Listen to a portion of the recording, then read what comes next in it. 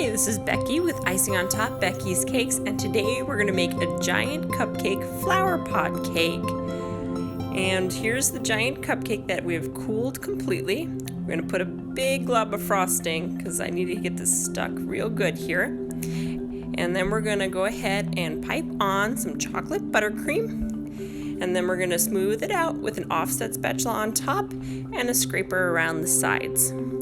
And we're using it at an angle so that it goes in the shape of a flower pot. And this is a 2B tip, and that's going to make the ring around the top to make it look more like a flower pot.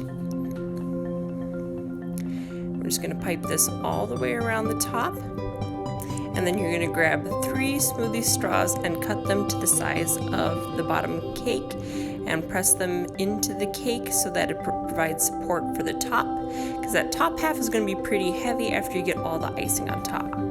And then you're also going to put a little cardboard base right on top of that, just smaller than the top is, and we're going to cut the top so that it's not a pointed peak but nicely rounded.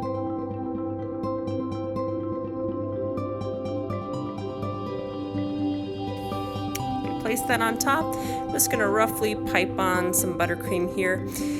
This doesn't have to be fancy at all because it's going to be all covered with foliage, but we need something for our foliage to stick to. So now I'm going to take my leaf tip. This is a large leaf tip, and we're going to go all the way around and give a ring of leaves around the bottom. And then after we get the ring of leaves, we're getting these out of the freezer. There are roses that we piped in another video. If you want to look at those being piped, they're Korean glossy buttercream roses, and they look really realistic, which is why I enjoyed them a lot.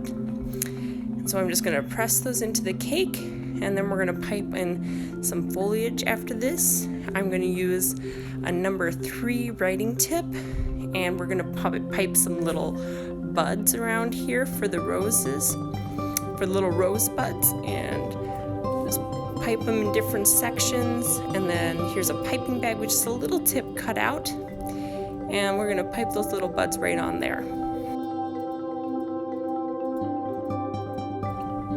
And then when we're finished with that, we're going to continue filling in all of our blank spots with either buds or leaves, but we want to cover every single area so that there's no cake showing through and that it looks like a nice full flower pot.